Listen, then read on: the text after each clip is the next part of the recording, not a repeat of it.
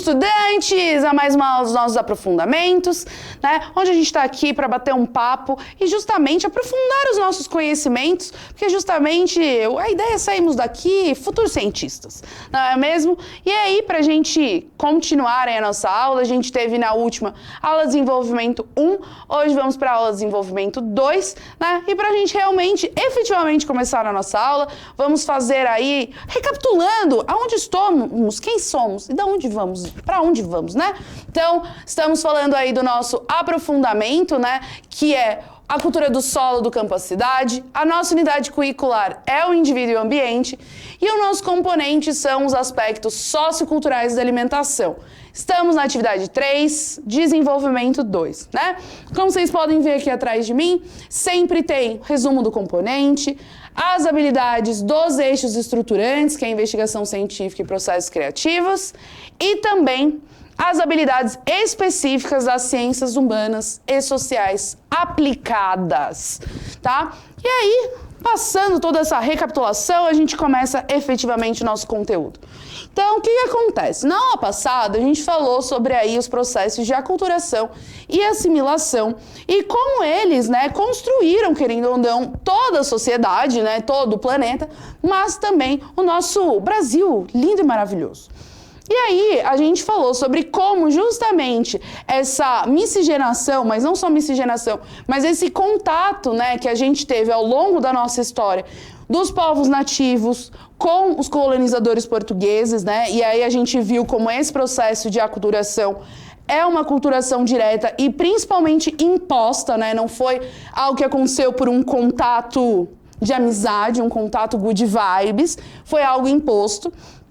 Com a vinda dos negros, né, que foram escravizados pelos portugueses para cá, a gente também continuou nesse processo. E é claro, todos os outros fluxos migratórios que a gente recebeu aqui no Brasil, de todo mundo, né? A gente pode pensar, nós temos, na verdade, influências tanto asiáticas, quanto europeias, quanto africanas, quanto americanas no sentido, né, de pensar em todos os países do continente americano, também dos árabes, né, da Oceania. Então, a gente tem aqui vários povos que vieram para cá, né, muitos vieram em grandes quantidades, então a gente vê até uma expressão muito maior da cultura desses povos inseridas na nossa, tanto que aqui em São Paulo a gente deu exemplo dos italianos, né, e dos japoneses, mas a gente estende a outros povos asiáticos ali, como por exemplo no bairro da Liberdade, o bairro do Bexiga, da Moca, enfim. E aí, a gente então viu esses processos, então, como acontece essa aculturação direta ou indiretamente, como é feito esse processo de assimilação por parte das pessoas, inclusive, não só pensando em processos de aculturação direta, como guerras, migrações e colonização, mas indiretas, que é justamente o que a gente passa hoje quando a gente fala sobre meios de comunicação em massa, né, televisão, internet, enfim, né. Citamos até a Coreia, né, que hoje eu acho que tem sido algo muito expressivo que a gente tem visto na nossa cultura, mas a gente também falou dos Estados Unidos, né, que justamente utilizam muito bem desses meios de comunicação para justamente ter uma disseminação da cultura americana por quase todo o globo. Eu acho que a gente pode até pontuar assim.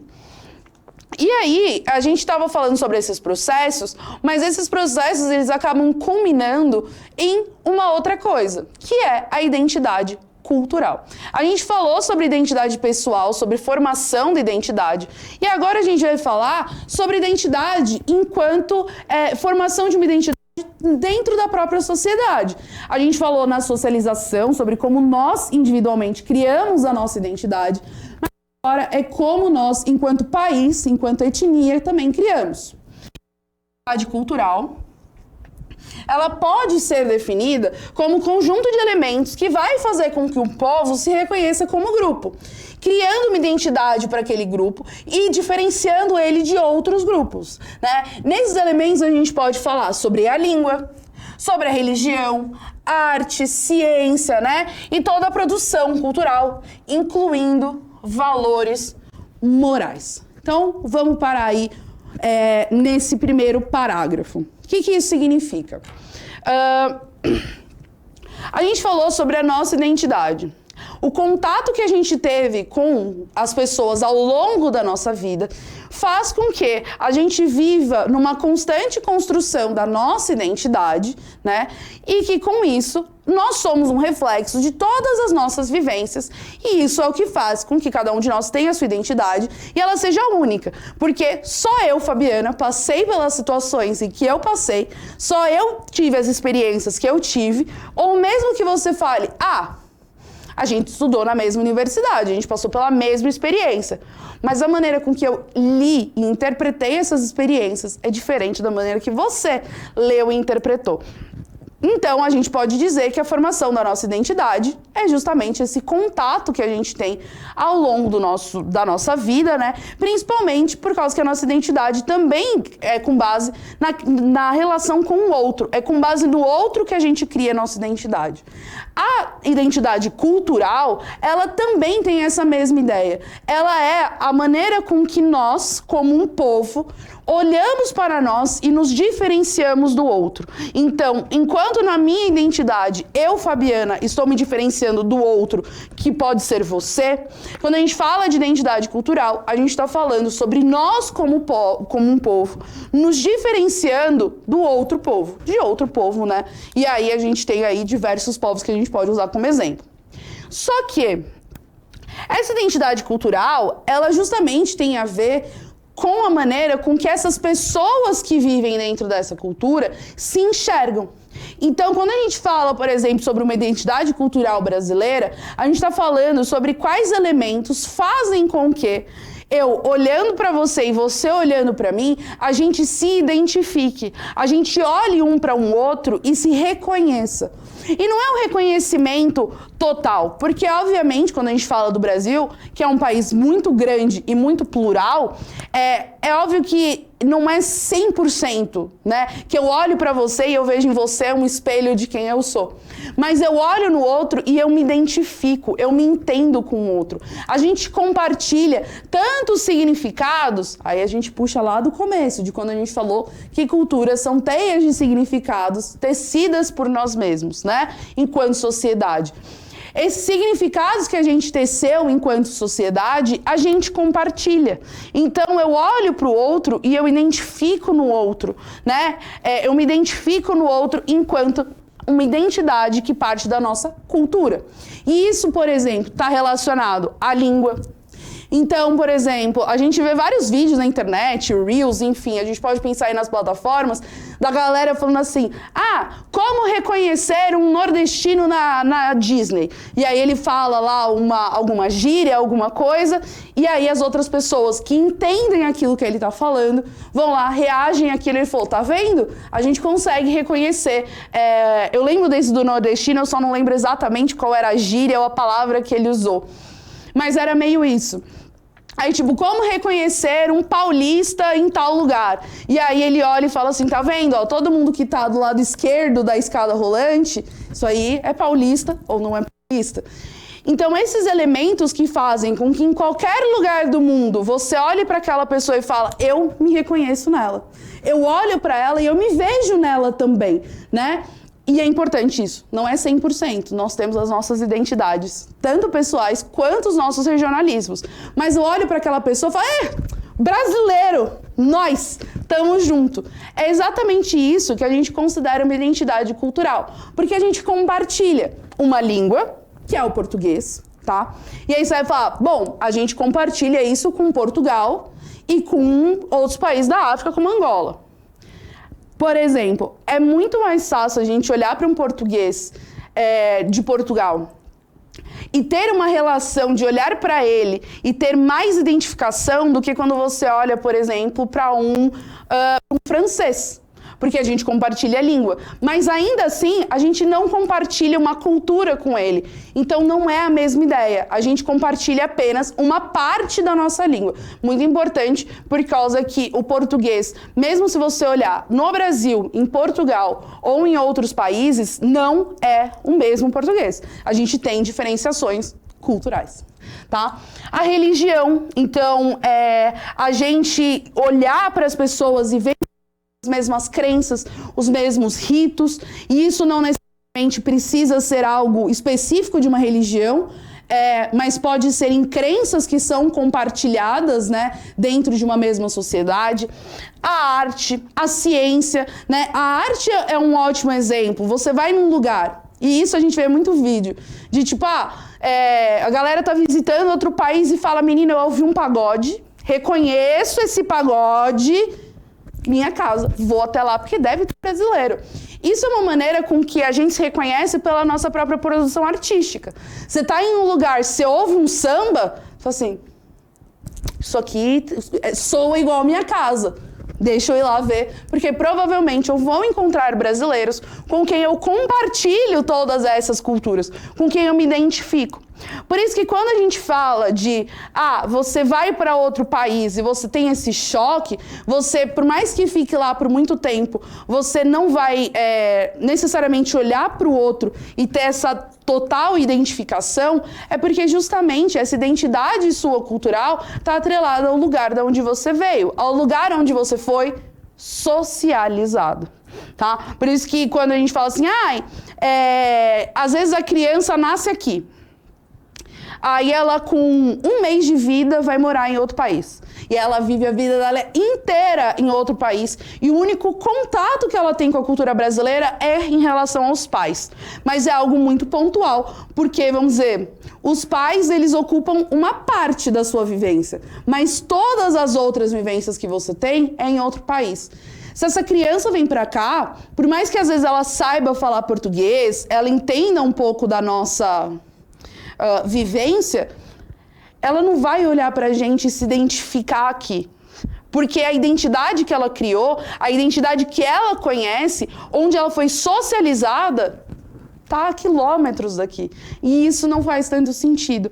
E às vezes a gente até pode pensar que a gente tem um pouco desse sentimento. Às vezes quando a gente muda de região, às vezes quando a gente muda de cidade, né? Então a gente já passa por esses processos até internamente. Mas a gente tem tantas coisas que nos unem numa identidade cultural, que por mais que a gente entenda essas diferenças, a gente ainda tá dentro de uma mesma lógica, né, de cultura brasileira. Quando a gente fala de alguém que por mais que tenha nascido aqui, mas foi socializado e viveu a sua vida inteira no exterior, ela não criou esse sentimento e essa noção de identidade que é criada principalmente em nós, né, como parte de uma etnia, como parte de um povo, né, criada a partir da nossa socialização, tá?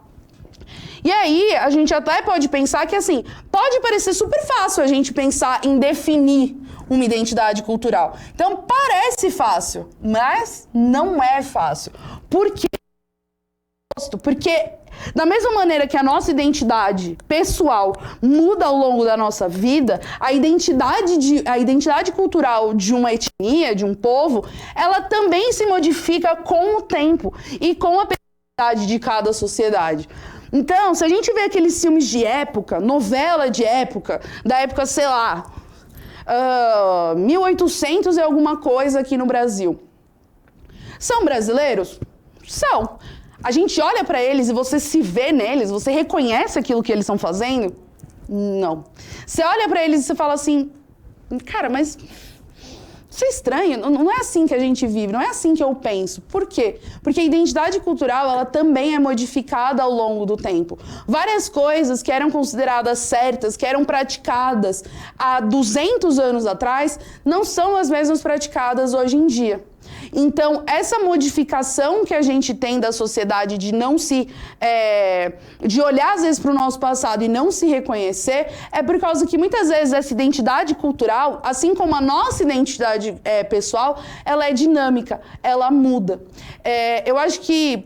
Eu sempre gosto de trazer exemplos da cultura pop, né, de coisas mais tangíveis, que a gente já tenha visto, que, assim, às vezes você pega aqueles filmes que eles trazem de volta pessoas do passado. Então, trazem de volta ou os... entre muitas e muitas aspas, né?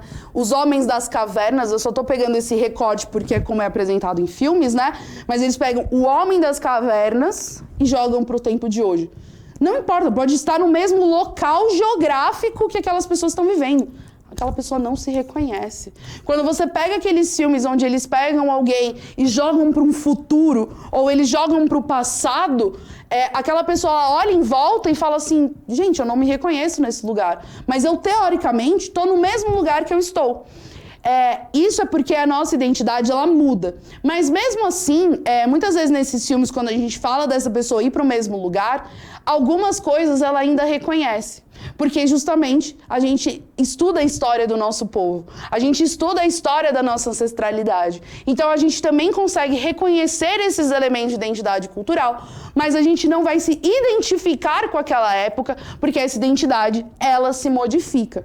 E a gente definir uma identidade brasileira de 200 anos atrás, a gente definiu uma identidade brasileira hoje, e definir uma identidade brasileira daqui 200 anos, vão ser identidades completamente diferentes, né? Vão ser lógicas completamente diferentes, porque ela também vai se modificar com o tempo. E atualmente, a gente ainda tem mais um desafio, porque antes... muito tempo atrás, nós éramos muito fechados. Então, a única maneira da gente ter contato com outras pessoas e outros povos era, como a gente falou na última aula, colonização, a galera vir pra cá, né? Ou você tinha, assim, carta.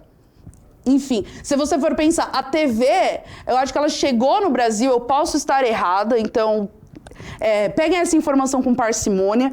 Eu acho que foi em 1951 que a televisão veio pra cá, principalmente a televisão colorida, mas eu acho que televisão colorida eu jogo até mais pra frente, mas foi mais ou menos em 1950, perto desse período. Só a partir daí, a gente começou a ter mais contato, principalmente visual, com outras produções que não fossem nossas, né? Mesmo musicalmente, a gente não tinha tanto contato quanto a gente tem hoje, que se você abrir qualquer rádio hoje, pelo menos em 4 ou 5 estações que você passar, vai estar tocando uma música internacional que não é brasileira, né? Hoje, se você ligar a sua TV e você começar a mudar de canal, dependendo do horário, você vai começar a perceber que tem vários filmes ali que não são brasileiros, não são produções nossas.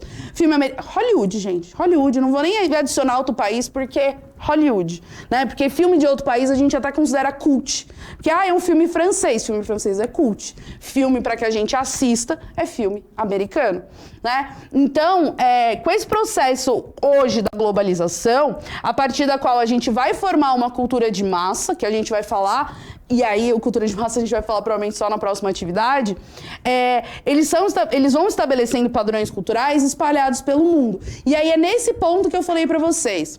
A gente tem uma identidade nacional? Sim. Só que hoje, se você for andando na rua, a gente cada vez mais está vendo elementos que não são originalmente nossos, que não foram criados dentro do Brasil, com uma lógica brasileira, estarem ao nosso redor. A gente hoje, essas lojas de departamento que a gente compra, né, não vou citar nomes, mas aquelas que a gente compra sempre, que tem em todo shopping, que vende um monte de roupa, a maioria dessas marcas não são brasileiras. A gente acha que mas elas não são brasileiras. Você encontra elas em outros lugares do mundo. Marcas que a gente usa aqui com frequência, e a gente muitas vezes acredita que são brasileiras, não são. Elas, inclusive, são marcas internacionais que às vezes mudam o nome para se adaptar ao mercado nacional, né? Então, existe uma marca de desodorante que tem o nome de um estilo musical brasileiro. É o máximo de dica que eu vou te dar, porque, né, não quero ser processada. Então, essa marca de desodorante, a gente muitas vezes atrela ela a uma marca brasileira. Ela é uma marca internacional, só que ela tem esse nome desse ritmo musical brasileiro aqui no Brasil. Em outros países do mundo, essa marca existe da mesma maneira, mas ela tem outros nomes. Eu acho que nos Estados Unidos é o mesmo nome, mas eu acho que na Inglaterra já é outro nome, mas é a mesma empresa. Muitos conglomerados de empresas que vendem produtos brasileiros são empresas internacionais. Então, essa globalização que está chegando com a cultura de massa, que é a cultura de consumo, que é essa cultura que ela é feita para vender, né? Quando a gente fala muitas vezes, porque tal estilo de música é um estilo de música fabricado. Não é necessariamente a ideia dele ser fabricado, mas são estilos de músicas, muitas vezes, não estilos, né? São músicas específicas, porque estilos, você tem as mais diversas criações dentro de um estilo. Eu me expressei errado. Algumas músicas que a gente fala assim, isso aí é música para vender, é música que foi fabricada. Muitas vezes sim. A cultura de massa é justamente você criar elementos culturais que têm o propósito de serem comercializados. Então, essa globalização que vem com essa cultura de massa, que traz, né, essa cultura de massa, ela também está fazendo com que essas identidades culturais fiquem ainda mais difíceis de se definir. Porque, na verdade, cada vez mais, quando você olha para o globo, a gente compartilha cada vez mais e mais coisas que tem a ver com justamente o fato de que a gente está consumindo as mesmas coisas, né? O mercado está vendendo, e aí eu não falo só de produtos, mas eu falo de ideias, eu falo de estereótipos, eu falo de padrões. O mercado está vendendo essa hegemonia, de uma maneira hegemônica, né, esses elementos para as pessoas, e cada vez mais a gente compartilha muitas coisas, porque justamente a gente está consumindo as mesmas coisas, tá? E a palavra-chave aí é consumo, porque a cultura de massa tem a ver com consumo, tá? E aí a gente vai retomar um pouco a questão do Bauman, né? O Bauman, ele é um filósofo e sociólogo muito lindo, um fofo, né? Ele é um sociólogo polonês, né? Ele é professor de sociologia da universidade ali, foi professor emérito, né, na verdade, de sociologia da Universidade de Leeds e de Varsóvia, tá? Ele morou a boa parte da vida dele na Inglaterra, ele foi radicado inglês. E ele tem mais de 70 publicações. Aqui eu só trouxe as publicações dele que tem a ver com a teoria dele da modernidade líquida, mas ele tem mais de 70 publicações sobre os mais diversos assuntos. Eu trouxe esses porque hoje a gente vai pensar um pouco nessa perspectiva de como as nossas identidades culturais, elas estão cada vez mais maleáveis, porque hoje elas também talvez possam ser pensadas como identidades culturais líquidas, tá? Então, quando a gente fala sobre a modernidade e os relacionamentos líquidos, a gente já tem ouvido isso há um tempo, né? E para o Bauman, ele fala que essa modernidade líquida, que é o que a gente vive, né, em relação a um passado sólido, ela tem a ver com uma crise das instituições, né, e referências sociais que eram sólidas anteriormente. E aí agora tudo é provisório, incerto, instantâneo. Então, antes a gente tinha instituições sólidas, né? Então, a modernidade sólida, né, na verdade a gente pode pensar como um passado sólido, ele tem características de ser mais rígido e solidificado, principalmente quando a gente fala das relações com as pessoas e com a sociedade. Então, quando você nascia, tudo já estava pré-estabelecido, tudo era mais rígido, e não rígido no sentido de, sei lá, uma educação, não posso sair na rua para jogar bola, minha mãe é rígida. Não é nesse sentido de rígido. É rígido no sentido de que as coisas eram como elas eram, ponto, acabou, não discute. É do jeito que é, tá? E aí, quando a gente olha para isso, hoje, nós que nascemos uma modernidade líquida, a gente olha para isso como algo meio que negativo. Tipo, não, o mundo tem que ser mais livre, a gente tem que pensar no mundo mais aberto e tudo mais. E isso, a gente pode pensar nisso como um ponto positivo. Hoje a gente tem muito mais liberdade. Talvez, há anos atrás, eu jamais estaria aqui na frente de uma câmera dando aula. Provavelmente, se eu fosse criada numa sociedade há 100 anos atrás, eu estaria em casa, casada, com filhos, vivendo a vida estabelecida naquela época, que uma mulher, o papel dela era ser dona de casa, era ser mãe, né? E eu não estaria vivendo a vida que eu estou tendo hoje. Então a gente pode pensar que sim, existe o benefício.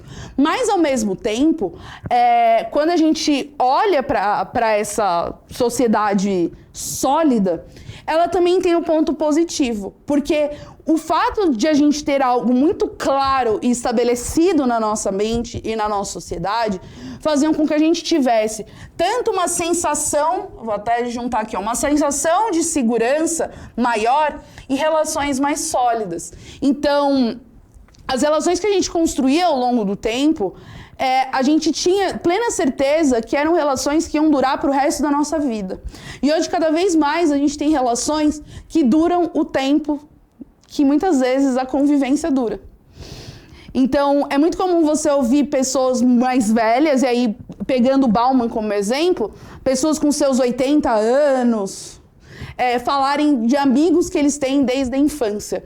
E é muito comum você ver hoje a gente falando que a gente não conversa mais com pessoas que estiveram com a gente no ensino médio.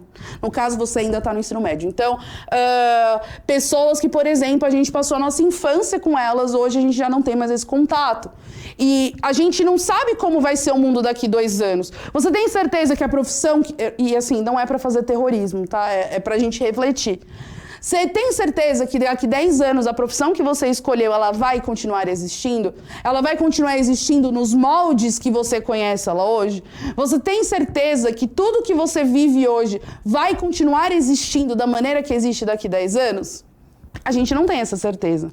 Então, a modernidade líquida, ela traz esse sentimento de insegurança. Principalmente porque o econômico vai se sobrepor ao social e humano, fazendo com que a nossa relação fique cada vez mais frágil, né? E aí, muitas coisas que a gente tinha uma lógica de coletividade, eu vou fazer isso porque faz sentido para minha sociedade. Eu vou fazer isso pensando no coletivo. Eu não vou tomar uma decisão particular minha. A minha decisão tem que fazer sentido e não pode ser negativa para ninguém ao meu redor. A nossa lógica hoje ela é invertida. Nós somos cada vez mais individuais. Então, eu faço coisas hoje que me interessam. Se sei lá, a Elo, que a Elo tá aqui, mas a Elo é secreta, ela é misteriosa, né? A Elo que tá aqui, eu vou tomar uma decisão agora que vai prejudicar a Elo, pra mim não me importa, porque o que interessa é se eu vou estar feliz com a minha decisão. E se eu tô feliz com a minha decisão, não me importa se isso vai prejudicar a Elo, porque quem vem em primeiro lugar sou eu. E a modernidade líquida, ela traz essa ideia, por causa que a gente começa a tratar as nossas relações com a mesma lógica que a gente trata o consumo. Então, assim, a minha geladeira já não me atende mais. Pô, ela tá funcionando. Ai, mas eu queria com dispenser de gelo na porta. Joga fora, compra outra. A gente tá passando isso pras relações. Então, assim, sou casada e meu marido deixa a toalha molhada em cima da cama, tá? Isso não é baseado em fatos reais, porque eu sou a pessoa que deixa a toalha molhada em cima da cama. Então, assim, ele deixa a toalha molhada em cima da cama. Ao invés de eu olhar e falar assim, bom, eu tenho que lidar com o defeito das pessoas. Todas as pessoas vêm com defeito, inclusive eu.